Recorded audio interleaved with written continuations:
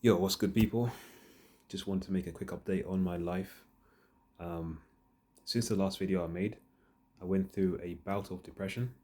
So, what I've noticed these past 6 months, really actually the past year, is I go through these periods where I have what I classify as depression, because basically I just stay in bed and I don't want to get up because I don't want to face the the pain of failure or the pain of disappointment as I get on with my day, whether that's something unexpected happening or whether that's something um, that is, yeah, just to do with failure.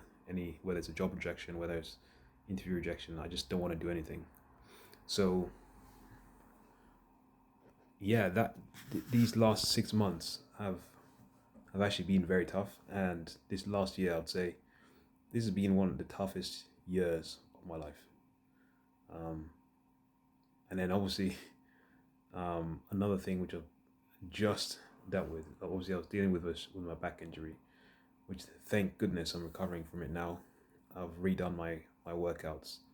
I've made it more manageable to scale up.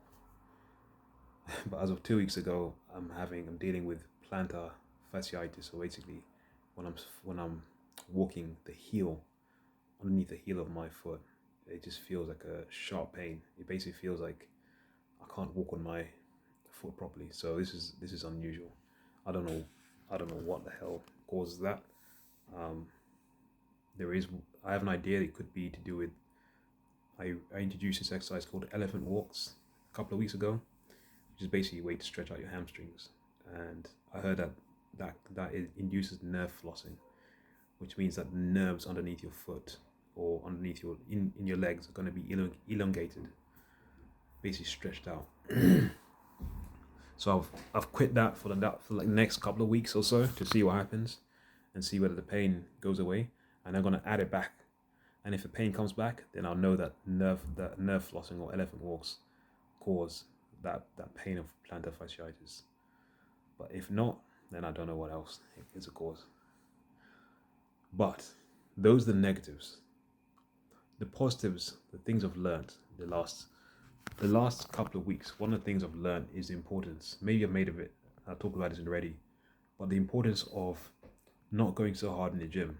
This is something that I didn't realize until my back injury. Actually, my so when I tweaked my back for the second time, like I don't know, 3 weeks ago, I had to take it easy in the gym. I couldn't go hard. I had to kind of just just exercise enough to stimulate the muscle, but not to burn the muscle. And then I realized, you know what? This is actually just as effective, and I'm not feeling really burnt out after the gym session. And I realized that actually, you know what? All these years I've been burning myself out, going too hard, especially at my age in my 30s.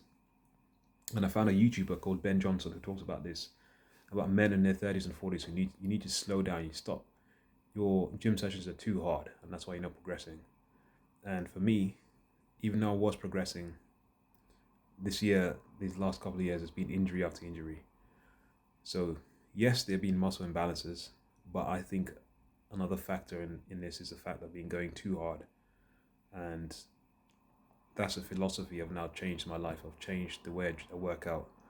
So I'm not going to be, from now on, I'm not going to be um, doing reps or sets all the way to failure. I'll be doing it just before failure, just before it burns out. So it stimulates the muscle. And I think that's going to be a much better sustainable method for working out. Apart from that, um, yeah, I've been staying positive. This is one thing I'm really grateful about this year and these past couple of years. I've just been positive. I haven't been, even though I've had depression, I've been able to overcome the period. So I've had the period of maybe like a few days, and then I come back from that and I'm like, okay, let's face it again. Let's face life again. And that's the most important thing. This period is building, in my belief, is that it's building me up so that I have deep roots for the successes to come.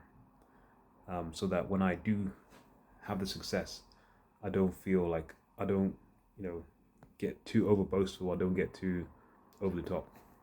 it gives me deep roots to actually appreciate whatever success is going to come. That's the way I see it. But yeah, let's see what God wills, because yeah, you never know in life. But I'm thinking positive about this. So yeah, man, it is what it is, and um,